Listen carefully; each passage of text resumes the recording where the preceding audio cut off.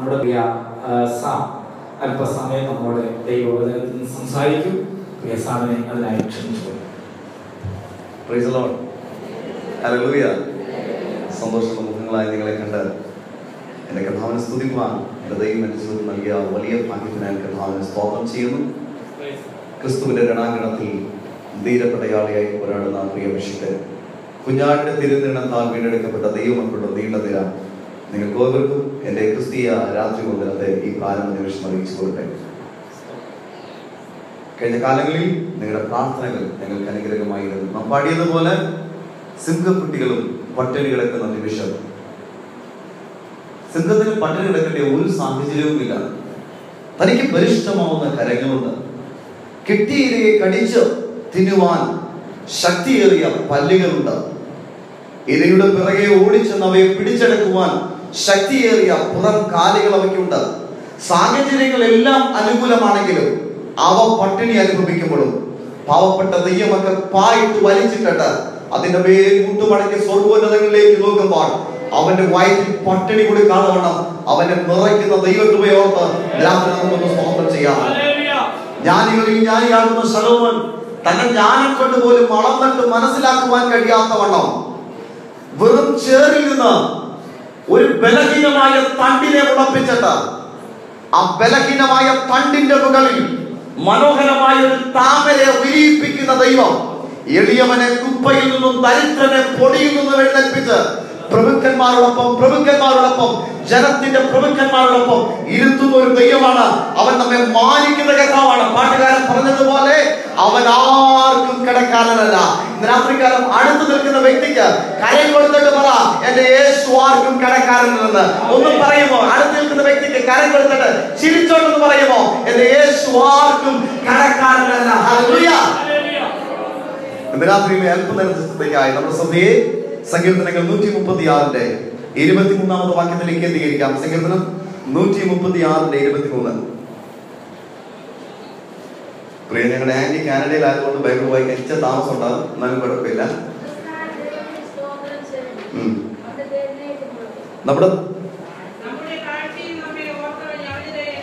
നമ്മുടെ താഴ്ചയിൽ നമ്മെ ഓർത്തവനെ അവന്റെ ദയ എന്നേക്കുമുള്ളത്.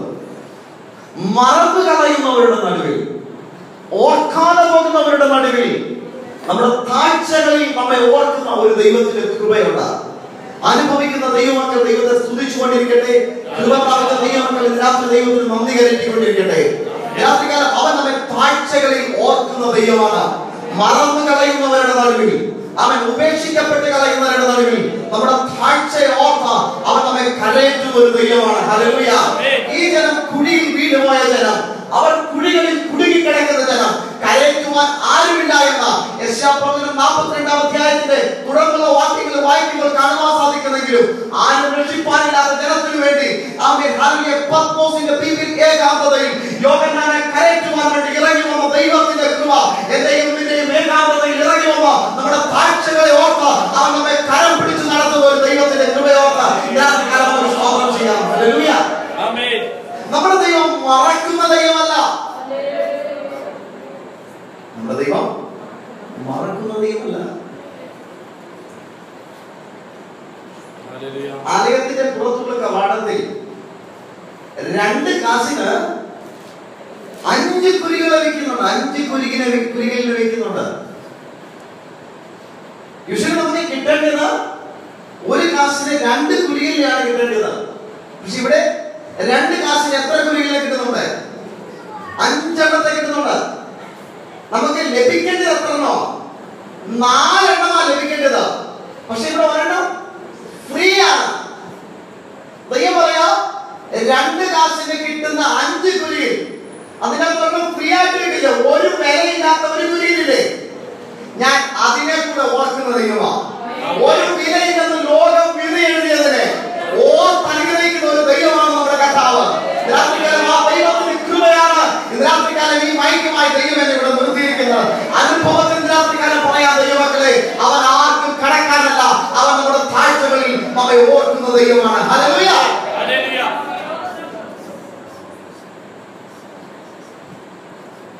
ഒരുപക്ഷെ നമ്മുടെ പ്രാർത്ഥനകൾ കേട്ടില്ലെന്ന് വന്നേക്കാം. പക്ഷെ അതിന്റെ പിന്നിൽ ദൈവത്തിനൊരു പദ്ധതിയുണ്ട്, ദൈവത്തിനൊരു പ്ലാൻ ഉണ്ട്. പലരുടെയും പ്രാർത്ഥനകൾ ദൈവം കേൾക്കുന്നു എന്ന് നമുക്ക് പറയുമ്പോഴും നമുക്കൊരു പക്ഷേ ഹൃദയത്തിന്റെ ഉള്ളിൽ ഒരു ചോദ്യം വന്നേക്കാം, എന്റെ പ്രാർത്ഥനയ്ക്ക് എന്തുകൊണ്ട് മറുപടി ഉണ്ടാകുന്നില്ല? മർക്കോസിന്റെ സുവിശേഷത്തിലേക്ക് ഒന്ന് കടന്നു വരുമോ?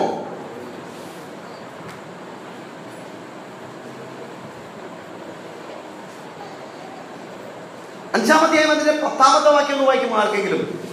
മർക്കോസ് 5-ാമത്തെ 10ാമത്തെ വാക്യം.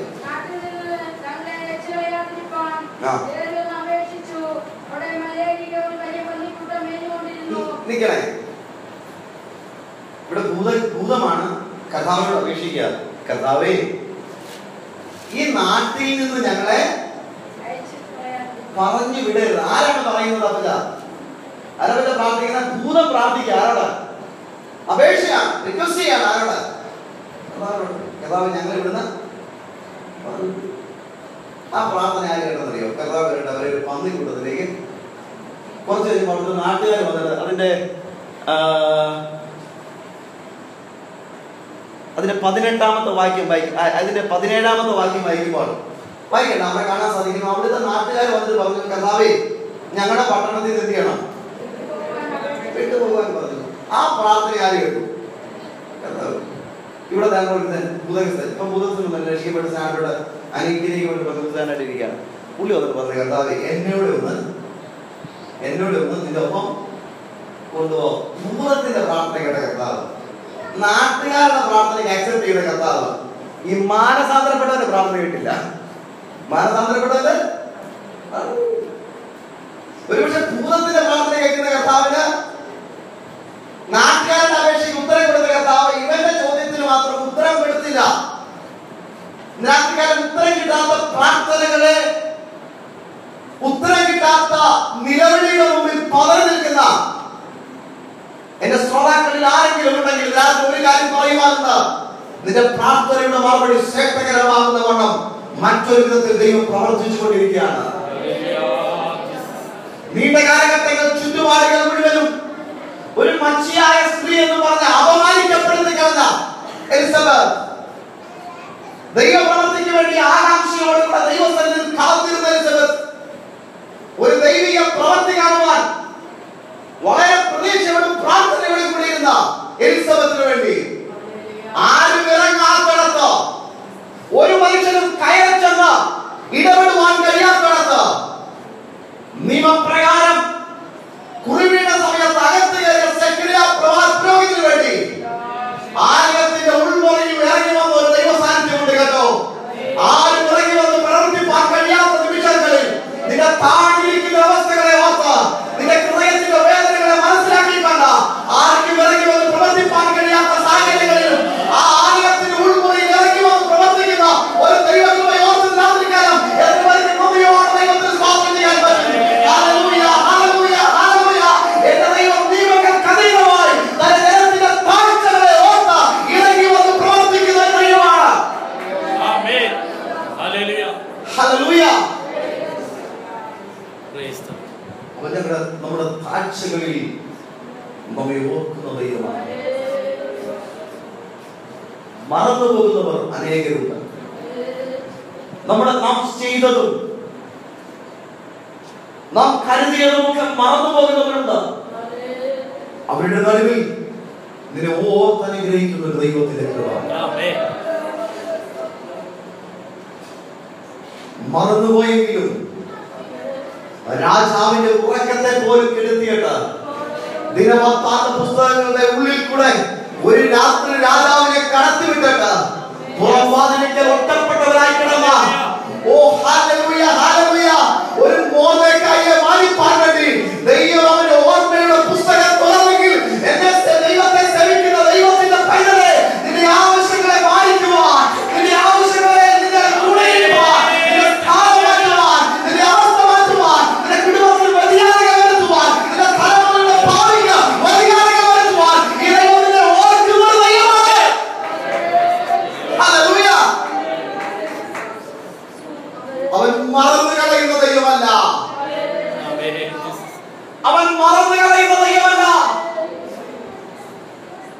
ശ്രേഷ്ഠമായി മാന്യമായി അവൻ നമ്മെ ഓർത്ത് അനുഗ്രഹിക്കുന്ന ഒരു ദൈവമാണ്. അബ്രഹാമിന്റെ ഹിതത്തിന് വഴങ്ങി സാറയുടെ നിർദ്ദേശപ്രകാരം അബ്രഹാമിന്റെ ഭാര്യയായി തീർന്ന, അബ്രഹാമിന്റെ കുഞ്ഞിന് ജന്മം കൊടുക്കാൻ തയ്യാറായി മുൻപോട്ട് ഇറങ്ങി വന്ന ഒരു ദാസിയാണ്. അബ്രഹാമിനാൽ താൻ ഗർഭവതിയായി ഉള്ളിൽ ഒരു കുഞ്ഞിനെ വഹിച്ച നിമിഷം എനിക്ക് ലഭിക്കേണ്ടത് അവൾക്ക് ലഭിച്ചു എന്നുള്ള കാരണത്താൽ ആഗറിനെ അതിക്രൂരമായി ബുദ്ധിമുട്ടിപ്പിടിച്ചപ്പോൾ ഇനിയും ആ കുടുംബത്തിനുള്ളിൽ നിൽക്കുവാൻ തനിക്ക് കഴിയാതെ വണ്ണം ആശ്രയം എവിടെയാണെന്ന് അറിയാതെ മരുഭൂമിയെ ലക്ഷ്യമാക്കിക്കൊണ്ട് നിറവയറുമായ ഒരു ഇറങ്ങി പുറപ്പെട്ടു. അവിടെ പേര് ഹാഗർ എന്നാണ്. പ്രതീക്ഷകൾക്ക് വിരുദ്ധമായി സകലതും സംഭവിക്കുന്നു.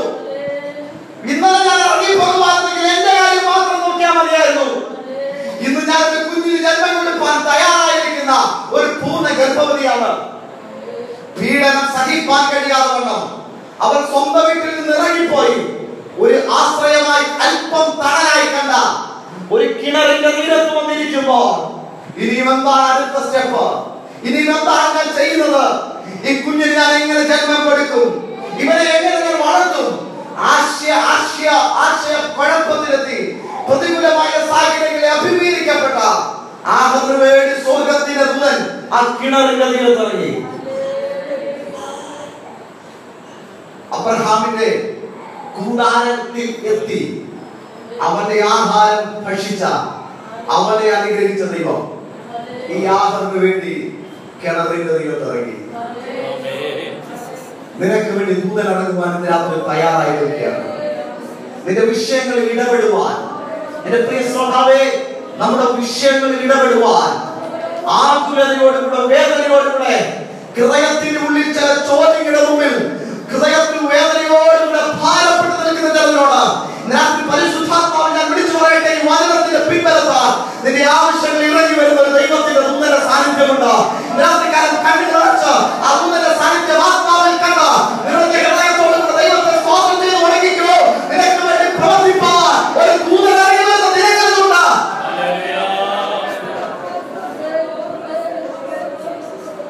ദൂതനെ കണ്ട ആളുകൾ പറഞ്ഞൊരു കാര്യം ഉൽപ്പത്തി പുസ്തകത്തിൽ വളരെ മനോഹരമായ രീതിയിൽ ആലേഖനം ചെയ്തിട്ടുണ്ട്. അവൾ ഇങ്ങനെയാ പറഞ്ഞത്, എന്നെ കാണുന്നവനെ ഞാൻ ഇവിടെയും കണ്ടുവല്ലോ, എന്നെ കാണുന്നവനെ ഞാൻ ഇവിടെയും കണ്ടുവല്ലോ. അനുഭവത്തിന്റെ ഒരു കാര്യം പറയാം എന്റെ പ്രിയരെ. അപ്പം പ്രസംഗിച്ചുകൊണ്ടിരുന്ന കർത്താവിനെ, ഞാൻ നാട് മുഴുവൻ പറഞ്ഞുകൊണ്ടിരുന്ന കർത്താവിനെ കാനഡയിൽ എനിക്ക് ഇറങ്ങി വന്ന് പ്രവർത്തിക്കുന്നവനായി കാണുവാനിടയായി. കാനഡയിൽ ഞങ്ങൾക്ക് വേണ്ടി ഇറങ്ങി വന്ന് പ്രവർത്തിക്കുന്നവനായി കാണുവാനിടയായി. ഞങ്ങളുടെ കുടുംബത്തിന്റെ ആവശ്യങ്ങളിൽ ഇറങ്ങി വന്ന് പ്രവർത്തിക്കുന്ന ഒരു ദൈവമായി പ്രസംഗിച്ച ദൈവത്തെ, അവൻ കേട്ട കർത്താവിനെ, വായിച്ച കർത്താവിനെ അനുഭവത്തിൽ കാണുവാൻ ദൈവം എനിക്ക് ഇടവരുത്തി. നീ അയക്കപ്പെട്ട സാഹചര്യത്തിൽ ആരും നിന്നെ കാണുന്നില്ലെന്ന് വിചാരിക്കേണ്ട കേട്ടോ, ആരും നിന്നെ ദർശിക്കില്ലെന്ന് വിചാരിക്കേണ്ട. നിന്നെ കാണുന്ന ഒരു കർത്താവുണ്ട്. ഈ കിണറിന് തീരത്തും അവൻ നിന്നെ ദർശിക്കുന്ന ദൈവമാണ്. ഈ ദൂതന്റെ വാക്ക് കേട്ടിട്ടാണ് ആഗർ പോയി വീണ്ടും സാറയ്ക്ക് കീഴ്പ്പെട്ടിരിക്കുന്നത്. പക്ഷെ ദൂതന്റെ വാക്ക് കേട്ട് കീഴ്പ്പെട്ടിരുന്നവൾ ദിനരാത്രങ്ങൾ കഴിഞ്ഞപ്പോൾ താൻ ജന്മം കൊടുത്ത കുഞ്ഞുമായി അല്പം ചെറുതുമായി ഇറങ്ങേണ്ടി വന്നപ്പോൾ മറക്കാത്ത സുഖം, മറക്കാത്ത സുഖം ഇന്നലകളിൽ ആലോചനയ്ക്ക് കീഴ്പ്പെട്ടിരുന്നവർക്ക് വേണ്ടി ഒരു നീലത തുറന്നുകൊണ്ട് വെളിപ്പെടുവാനിടയായി. ദൈവാലോചനയ്ക്ക് വേണ്ടി കീഴ്പ്പെട്ടിരിക്കുന്ന ദൈവത്തിന്റെ മക്കളെ, നിന്നെ വീണ്ടും ഓർത്തിനിഗ്രഹിപ്പാൻ ഈ ദൈവം ശക്തനാകേണ്ടോ?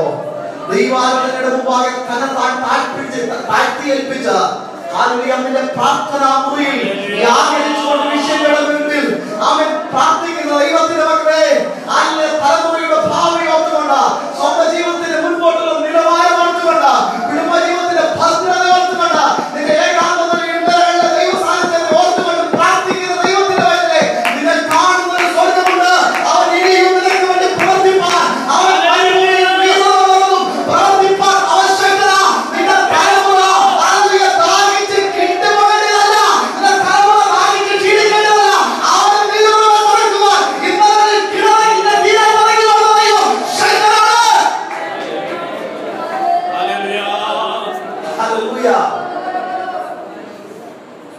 നമ്മുടെ താഴ്ചകളിൽ നമ്മെ ഓർക്കുന്ന ദൈവം.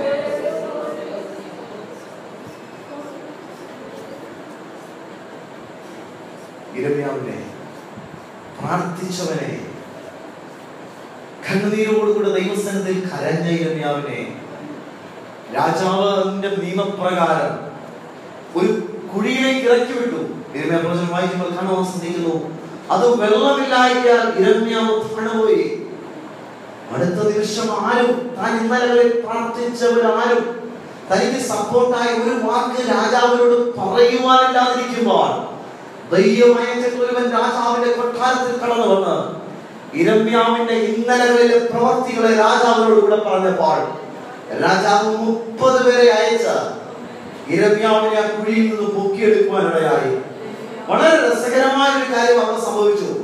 അവർ കയറുമായി യിരെമ്യാവിനെ പൊക്കിയെടുക്കാൻ വേണ്ടി പോകുന്ന നിമിഷം അവർ കൊട്ടാരത്തിന്റെ ഉൾമുറിയിലേക്ക് കടന്നു ചെന്നിട്ട് അവിടെ ഉണ്ടായിരുന്ന പഴം തുണികളും പഴയ വസ്ത്രത്തിന്റെ കഷ്ണങ്ങളും അവർ എടുത്തുകൊണ്ടാ പോയത്. എന്തിനാണെന്നറിയാമോ?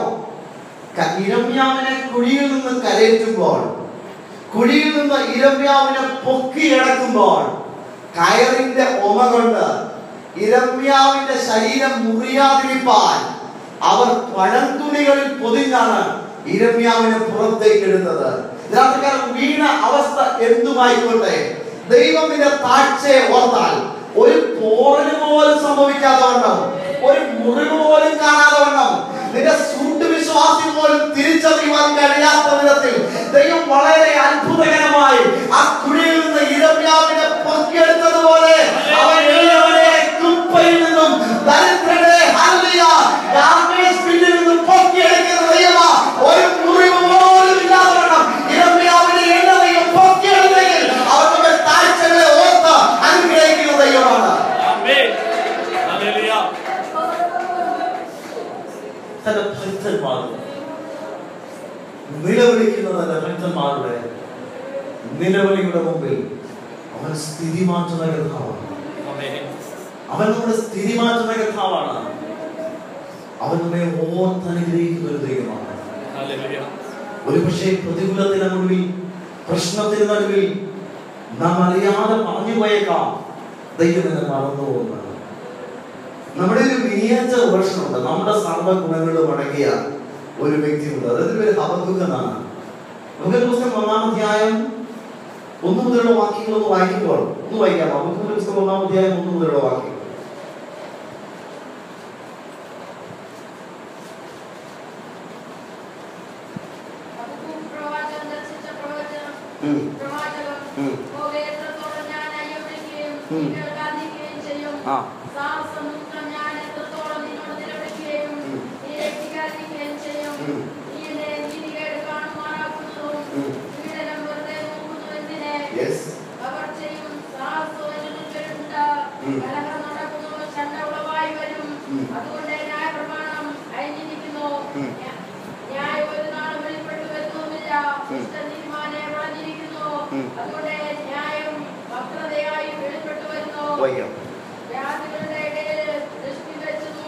ജാതികളുടെ ദൃഷ്ടി വെച്ച് നോക്ക്. ദൈവം പറയാണ്, ഹബക്കൂക്ക് പറയാണ്, ദൈവം കേൾക്കുന്നില്ല, ഞങ്ങളുടെ താഴ്ചയെ ദൈവം കാണുന്നില്ല, ഞങ്ങളുടെ ഈ നിന്ദിക്കപ്പെട്ട് കിടക്കുന്ന സാഹചര്യത്തെ ദൈവം ദർശിക്കുന്നില്ല എന്നാണ് ഹബക്കൂക്കിന്റെ വാക്കുകളിൽ അവിടെ കാണുവാൻ സാധിക്കുന്നത്. പക്ഷെ ദൈവം ഇറങ്ങി വന്നിട്ട് ഹബക്കൂക്കിനോട് പറയുന്ന ഒരു കാര്യമുണ്ട്. ജാതികളുടെ ദൃഷ്ടി വെച്ച് നോക്കുവിൻ, ഞാൻ നിങ്ങളുടെ ഈ കാലത്ത് പ്രവർത്തിക്കുവാൻ പോകുന്ന എന്താണെന്ന് ഞാൻ വിവരിച്ചു പറഞ്ഞാൽ നിങ്ങൾക്ക് വിശ്വസിക്കാൻ കഴിയില്ല. അതുകൊണ്ട് ഞാൻ നിങ്ങളോട് പറയാനുള്ളത് ശ്രദ്ധിക്കണമേ. ചില വിഷയങ്ങളിൽ നമ്മുടെ താഴ്ചകളിൽ ദൈവം നമ്മെ മറന്നു കളഞ്ഞോ എന്നൊരു ചിന്താഗതി നമ്മുടെ ഉള്ളിൽ കൂടെ കടന്നുപോയേക്കാം. പക്ഷേ ദൈവം പറയാണ്, എന്റെ മൗനതയുടെ കാരണം മറ്റൊന്നുമല്ല, ഞാൻ വിവരിച്ചു പറഞ്ഞാൽ ഞാൻ എങ്ങനെയാണ് നിന്നെ മാനിപ്പാൻ പോകുന്നു എന്നത് ഞാൻ നിന്നെ വിവരിച്ചു പറഞ്ഞാൽ നിനക്ക് വിശ്വസിപ്പാൻ കഴിയില്ല. അതുകൊണ്ടാണ് ഞാൻ പറയാനുള്ളത്, എന്നെ ശ്രമിക്കുന്ന മാന്യ സ്വഭാവേ, താഴ്ചയിരിക്കുന്ന തന്റെ ഭക്തന്മാരെ ദൈവം ഉയർത്തുന്നത് ദൈവം വളർത്തുവാൻ പോകുന്നത്, ദൈവം അനുഗ്രഹിപ്പാൻ പോകുന്നത് ഒരു മനുഷ്യനും വിവരിച്ചു കേട്ടാൽ വിശ്വസിപ്പാൻ കഴിയാത്ത വിധത്തിൽ അവൻ തന്റെ ഭക്തന്മാരെ ശക്തിമത്താക്കി അവൻ ഉപയോഗിക്കുന്ന ദൈവമാണ്. തുള്ളലും പച്ചപ്പുഴുവും വെട്ടിക്കളിയും തിന്നുപോയ സംവത്സരങ്ങളെ നോക്കിക്കൊണ്ട് കരഞ്ഞ ഇസ്രായേലിനോട് ദൈവം യോവേൽ പ്രവാചകൻ മുഖാന്തരം അരുളി ചെയ്ത ഒരു ആലോചനയുണ്ട്. എന്റെ ജനം ഇനിയും ഒരു നാളും താഴ്ന്നു പോകുകയില്ല, എന്റെ ജനം ഇനിയും ഒരു നാളും ലജ്ജിച്ചു പോകുകയില്ല.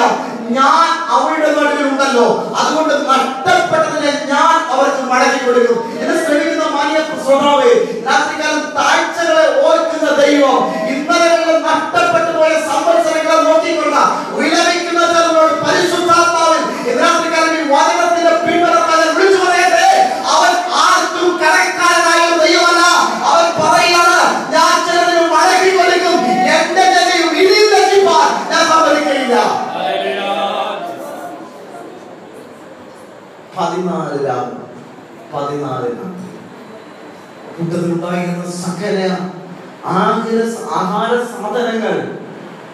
ആഹാര സാധനങ്ങൾ കടലിൽ വലിച്ചെറിഞ്ഞിട്ടു. ഞങ്ങൾക്ക് രക്ഷപ്പെടുമെന്നുള്ള ആശ നശിച്ചു പോയപ്പോഴും അപ്പോസ്തലർ 27-ാം അധ്യായം വായിക്കട്ട. അവിടെ കാണുവാൻ സാധിക്കുന്ന ഒരു കാര്യമുണ്ട്. തിരയുടെ കോമത്താൽ, തിരയുടെ ശക്തിയാൽ പൗലോസ്ലീഹായും കൂടെ ഉണ്ടായിരുന്ന 275 പേർ യാത്ര ചെയ്ത ആ പടകിന്റെ അമരം തകർന്നു പോയപ്പോഴും പൗലോസ് നിന്ന ആ പലകപ്പുറത്ത് ആ അർദ്ധരാത്രി പൗലോസിന് വേണ്ടി ഒരു ദൂതൻ ഇറങ്ങി വന്നെങ്കിൽ തകരപ്പെട്ട സാഹചര്യങ്ങളിൽ അഭിമുഖീകരിക്കുന്ന ദൈവമക്കളെ, ജീവിതത്തിൽ തകർച്ചകൾ കണ്ടുകൊണ്ട് ഇന്നലകളിൽ ഒഴികെ കണ്ണുനീർ ചാലുകൾ ഇന്നും തോരാവണ്ണം കരഞ്ഞുകൊണ്ടിരിക്കുന്ന സാഹചര്യങ്ങളെ അഭിമുഖീകരിക്കുന്ന ദൈവത്തിന്റെ പൈതലേ, തകർന്നു പോയ നിന്റെ പലയുടെ പുറത്തും ഈ സ്വർഗ്ഗം ഇറങ്ങി വന്നതിനോട് ദൂത് പറയുന്ന ഒരു ദൈവമാണ്. പൗലോസേ, നീ ഭ്രമിക്കണ്ട, ഞാൻ നിന്നെ സേഫായി ഒരു കരയിൽ എത്തിക്കും. രാത്രികാലം ആ ദൈവമാണ് രാത്രി നിർത്തിയിരിക്കുന്നത്. ഒരു കാര്യം പറയട്ടെ, തകരപ്പെട്ട പടകിലും ഇറങ്ങി വന്ന് തന്റെ ദാസന്മാരെ ഓർത്ത് അവരെ ഒരു കരയിൽ എത്തിക്കുന്ന ഒരു ദൈവമാണ് നമ്മുടെ ദൈവം. അവരുടെ താഴ്ചകളിൽ നമ്മുടെ താഴ്ചയെ ഓർത്ത് അനുഗ്രഹിക്കുന്ന ദൈവമാണ്. അവൻ നമ്മുടെ വൈരികളുടെ കരങ്ങളിൽ നിന്ന് അവൻ നമ്മെ വിടുവിക്കുന്ന ദൈവമാണ്. ഒന്ന്, അവൻ നമ്മുടെ താഴ്ചകളിൽ നമ്മെ ഓർക്കുന്ന ദൈവം. 2, അവൻ തന്റെ വൈരികളുടെ കരങ്ങളിൽ നിന്ന് നമ്മെ വിടുവിക്കുന്ന ദൈവം.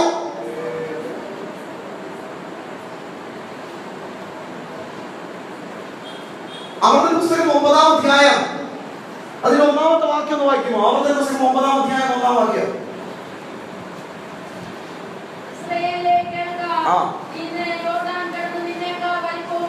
ശ്രദ്ധിക്കണമേ, ഇസ്രായേലെ കേൾക്ക, നിന്നെ യോർദാൻ കടന്ന്.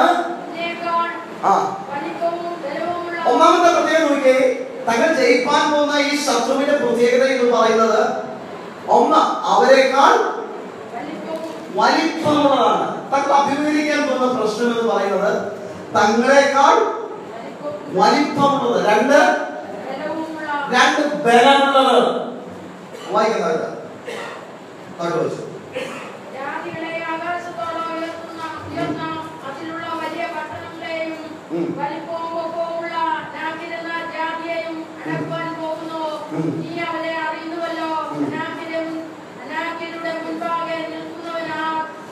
വലിപ്പമുള്ള, പൊക്കമുള്ള, ആകാശത്തോളം വലിപ്പമുള്ള മതിലുകളുള്ള പട്ടണങ്ങളെ നിങ്ങൾ അഭിമുഖീകരിക്കാൻ പോവുകയാണ്. ദൈവം പറയണം, നിങ്ങളുടെ വൈരികളുടെ കരങ്ങൾ നമ്മളെ വിടുവിക്കുന്ന ദൈവമാണ്. ഏതുവിധ വൈരികൾ? നമ്മേക്കാൾ പൊക്കമുള്ള, നമ്മേക്കാൾ ശക്തിയുള്ള. തീർന്നില്ല, നിൽക്കുമ്പോൾ നാം പതറിപ്പോകത്തക്ക വിധത്തിലുള്ള സാഹചര്യങ്ങൾ നമ്മുടെ മുമ്പിൽ നിൽക്കുമ്പോൾ എത്തിപ്പിടിപ്പാൻ കഴിയാത്ത വിധത്തിൽ ആകാശത്തോളം പൊക്കമുള്ള മതിലുകൾ നമുക്ക് തടസ്സമായി നിൽക്കുമ്പോൾ ദൈവം അവരോട് പറയുന്ന ഒരു ആലോചനയുണ്ട്. ഞാൻ നിന്റെ വൈരികളെ നിന്റെ കരങ്ങളിൽ ഏൽപ്പിക്കും. അവൻ നമ്മെ താഴ്ചയെ ഓർക്കുന്ന ദൈവമാണ്. നമ്മുടെ താഴ്ചകളിൽ നമ്മെ കൈവിടാത്ത ദൈവമാണ്. ഈ ദൈവം തന്നെയാണ് നമ്മോട് പറയുന്നത്, അവൻ നമ്മുടെ വൈരികളുടെ മുമ്പിൽ നമ്മെ വിടുവിക്കും. അഭിമുഖീകരിപ്പാൻ പ്രശ്നസങ്കീർണമായത്, ജയിച്ചടപ്പാൻ കഴിയാത്ത ചുറ്റുപാടുകളെ, മുന്നേറുവാൻ കഴിയാത്ത വിധത്തിൽ ആകാശത്തോളം വലിപ്പമുള്ള മതിലുകളുള്ളതിനെ ദൈവം പറയണം, നിങ്ങൾ ജയിക്കും. തീർന്നില്ല. ദൈവം നമ്മോട് പറയുന്ന മറ്റൊരു കാര്യമുണ്ട്. നിങ്ങളുടെ നാട്ടിൽ മുഴുവനും പറയുന്ന ഒരു കാര്യമുണ്ട്. എന്താ? ഇവരുടെ മുമ്പാകെ ആർ നിൽക്കും. അതായത് നാട്ടിൽ മുഴുവൻ ഒരു പഴഞ്ചൊല്ലായി ജനഹൃദയങ്ങളിൽ പതിഞ്ഞതാണ് ഈ ജനത്തിന്റെ ശക്തി. കാരണം ഇതിന്റെ മുമ്പിൽ ഇന്നലകളിൽ നിന്നവരൊക്കെ പരാജയപ്പെട്ടേ ഉള്ളൂ. അതുകൊണ്ട് ഈ നാട്ടിൽ, ഈ സമൂഹത്തിൽ നീ അഭിമുഖീകരിക്കുന്ന പ്രശ്നം ഇസ്രായേലിലെ വലിപ്പമുള്ളതാ, പക്കമുള്ളതാ. ഇന്നലകളിൽ സകലരും ഈ പ്രശ്നത്തെ അഭിമുഖീകരിച്ചിട്ട് പരാജയപ്പെട്ടു പോയവരാ. ഞാൻ ഇതിന്റെ മുമ്പാകെ നിന്നെ നിർത്താൻ പോവുകയാണ്. കൃപ പ്രാപിച്ച ദൈവത്തിന്റെ പൈതലേ, നമ്മൾ വ്യാപരിക്കുന്ന ദൈവത്തിന്റെ കൃപ എന്ന് പറയുന്നത് രണ്ട് പാട്ടുപാടി അന്യഭാഷ പറഞ്ഞ് നിർത്തേണ്ടതല്ല. എന്നിലും നിന്നിലും വ്യാപരിക്കുന്ന ദൈവത്തിന്റെ കൃപ. അവൻ ബലഹീനനായ പത്രോസിനെ, പേടിച്ചറിയുന്ന പത്രോസിനെ ജനത്തിന്റെ മുമ്പാകെ നിന്ന് പ്രസംഗിപ്പാൻ പ്രാപ്തനാക്കുന്ന ദൈവത്തിന്റെ കൃപയാ.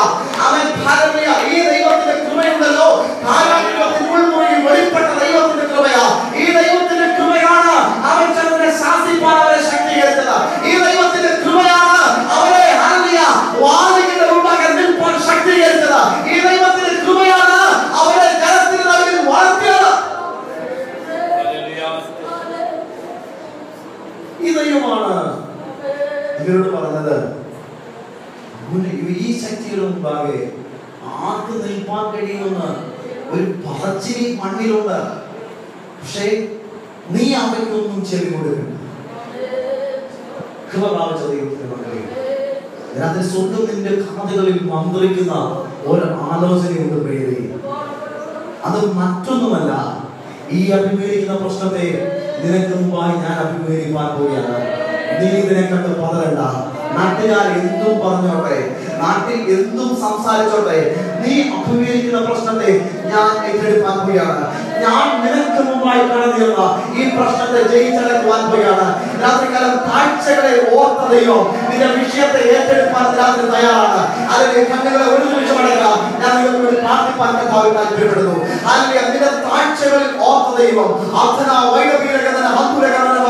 നിന്റെ താഴ്ചകളിൽ ഓർത്ത ദൈവം രാത്രികാലം നിന്റെ വൈരികളെ കൂടെ നിന്റെ കരങ്ങളിൽ തരാൻ പോവുകയാണ്.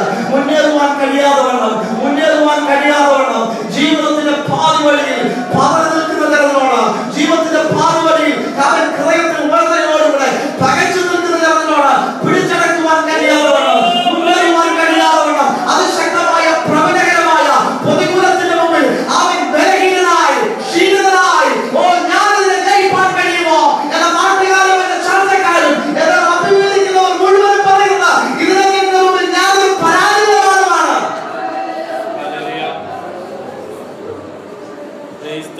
നീ പരാജയപ്പെട്ട മണ്ഡലത്തെ രാത്രി സ്വർഗ്ഗം അവൻ അഭിമുഖീകരിക്കാൻ പോവുകയാണ്. ഹല്ലേലൂയ. ഹൃദയത്തോടുകൂടെ കൃപ പ്രാപിച്ച ദൈവമക്കൾ അല്പനിമിഷം കർത്താവിനെ സ്തുതിച്ചുകൊണ്ടിരിക്കട്ടെ. രാത്രി ചില മണ്ഡലങ്ങളിൽ ദൈവം അഴിവ് തുടങ്ങുകയാണ്. എത്ര പേർ വിശ്വസിക്കുന്നതിന്റെ പ്രശ്നത്തിലെ ദൈവം രാത്രിയെ നയിക്കാൻ പോവുകയാണ്. നീ ഇവിടെ നിൽക്കുമ്പോൾ സെരുബ്ബാബേൽ, നീ കാണുന്ന മഹാപർവ്വതത്തോട് ഞാൻ കൽപ്പിക്കാൻ പോവുകയാണ്. സെരുബ്ബാബേലിന്റെ മുമ്പിലുള്ള മഹാപർവ്വതമേ, ഈ പായിൽ നിന്ന് എഴുന്നേൽക്കുന്നതിന് മുമ്പ്, ഇട്ട ചെയറിൽ നിന്ന് ചേർന്ന് എഴുന്നേൽക്കുന്നതിന് മുമ്പ് കൃപപ്രാപിച്ച ദൈവമക്കളെ, നിന്റെ പ്രശ്നത്തെ രാത്രി സ്വർഗ്ഗം അഭിമുഖീകരിക്കാൻ തയ്യാറായി നിൽക്കുന്നു. രാത്രികാലം നീ വലുതായി കാണുന്ന വിഷയങ്ങളെ, നീ ഭാരമേറിയ പ്രശ്നത്തെ രാത്രികാലം സ്വർഗ്ഗത്തിന് ദൂതൻ ഇറങ്ങി വന്ന് അവൻ തന്റെ മഹത്വത്തിന്റെ കാര്യം പ്രവർത്തിച്ച് രാത്രികാലം വിടുവിപ്പാൻ തയ്യാറായിരിക്കുന്നു. അല്പനിമിഷം നമ്മയോട് സ്തോത്രം ചെയ്യാം.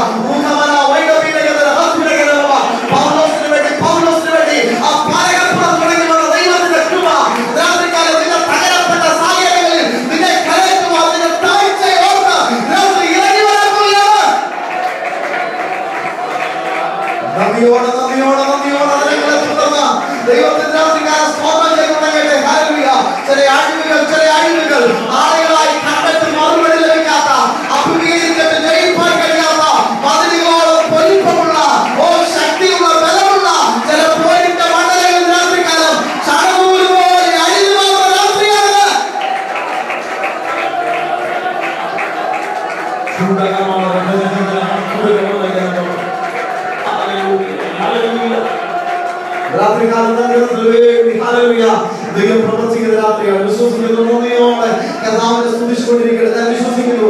രാത്രികാലം അഭിമുഖീകരിക്കുന്ന വിഷയം എന്താണെന്ന് ഞാൻ അറിയുന്നില്ല. പക്ഷെ സ്വർഗ്ഗം രാത്രികാലം അറിയുന്നു. അവൻ പറയുകയാണ്, ഞാൻ നിന്റെ വിഷയം ഏറ്റെടുക്കാൻ പോവുകയാണ്. നിന്റെ താഴ്ച അവൻ കണ്ടു. ഓ ഊഴിയ വിചാരമാരുള്ള നിന്റെ കർത്തവ്യം അവൻ കണ്ടു. നിന്റെ നിലവിളി അവൻ കേട്ടു. പുറപ്പെടുവാൻ ദൈവം മോശയെ ഒരുക്കി. നിനക്ക് വേണ്ടി പുറപ്പാട് ഒരുക്കുവാൻ ദൈവം ശക്തനാണ്. നീ അഭിമുഖീകരിക്കുന്ന വിഷയത്തിലുള്ള ദൈവത്തിന്റെ കരം രാത്രികാലം നിനക്ക് വേണ്ടി ഇറങ്ങി വന്ന അവൻ നിന്നെ കരറ്റുവാൻ തയ്യാറായിരിക്കുന്നു. പ്രാർത്ഥനയോടുകൂടെ മുന്നേറുക.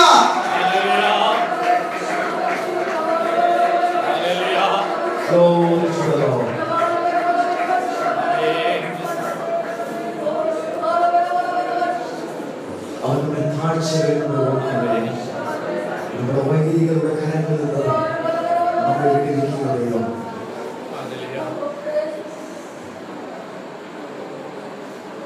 അവഗണനകളുടെ മുമ്പിൽ അംഗീകാരങ്ങൾ ലഭിക്കാതെ വേണം വിഷയങ്ങളിൽ അഭിമുഖീകരിച്ച് ഭാരപ്പെടുന്ന ദൈവമേ, ഇന്നത്തെ കാലത്തിന്റെ അനുഭവത്തിന്റെ ഒരു കാര്യം പറയാൻ പറ്റും.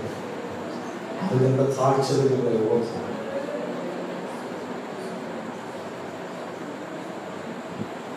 രണ്ടുപേരും കാനഡയിൽ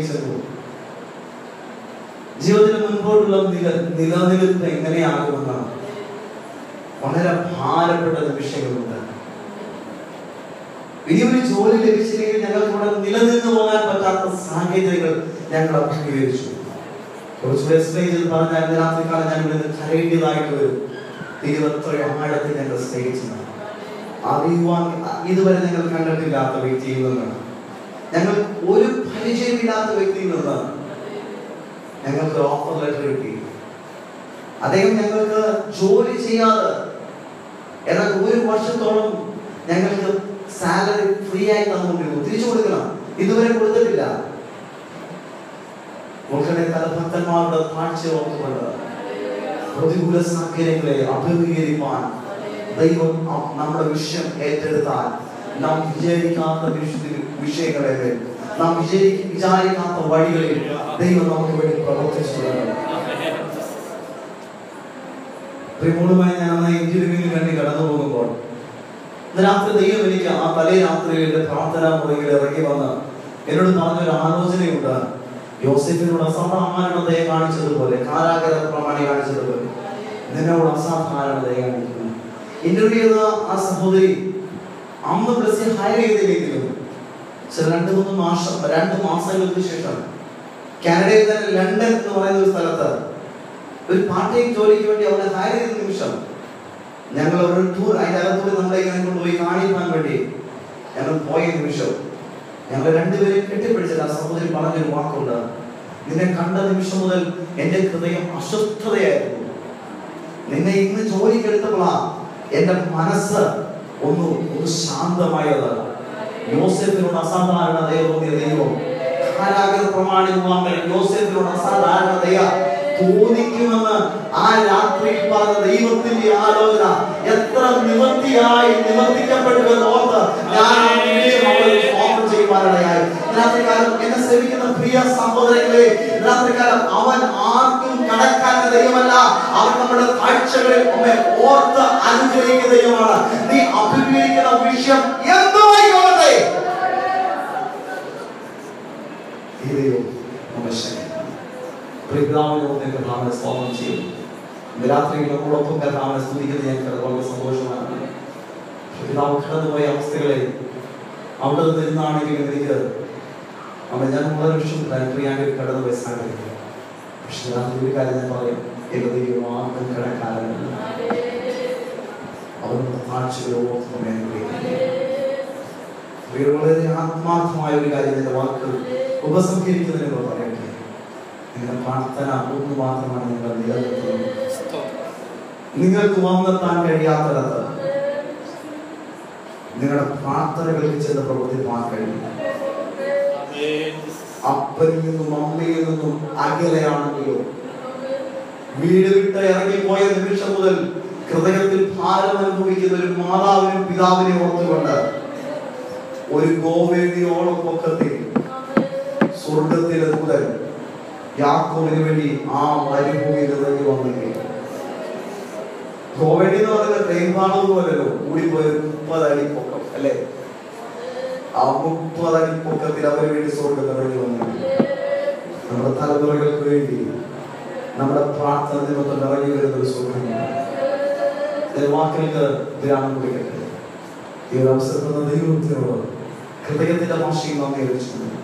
കാരണം എല്ലാ ദൈവമക്കൾക്കും ഞങ്ങളുടെ സ്നേഹധരമായ നന്ദികൾ പറഞ്ഞുകൊണ്ട് നിങ്ങളുടെ പ്രാർത്ഥനയിൽ ഒരു നിമിഷമെങ്കിലും ഞങ്ങളെ വഹിച്ച് പ്രാർത്ഥിക്കണമേ. തിങ്കളാഴ്ച കടന്നു പോകാൻ താല്പര്യപ്പെടുന്നു. നിങ്ങൾ ഞങ്ങൾക്ക് വേണ്ടി പ്രാർത്ഥിക്കണമെന്ന് അപേക്ഷിച്ചുകൊണ്ട് ദൈവത്തിന് ആഗ്രഹിക്കുന്നു. ഈ വചനങ്ങളാൽ ദൈവം ഒരുപോലെ നന്ദി.